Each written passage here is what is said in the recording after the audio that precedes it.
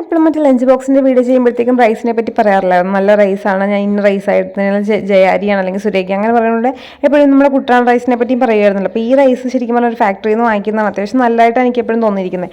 എന്നാൽ പിന്നെ അതിൻ്റെ ഔട്ട്ലെറ്റ് എവിടെയാണെന്ന് അറിയാമല്ലോ എന്ന് കരുതി അച്ചാരുടെ കയറി പോന്നപ്പോഴത്തേക്കാണ് ഞാൻ ചാമ്പവരം കണ്ടത്. അവിടെ നിന്ന് 2 ചാമ്പയ്ക്ക പൊട്ടിച്ച് കഴിച്ചു. അതൊന്നും നമുക്ക് വലിയ വിഷയം ഉണ്ടായില്ല.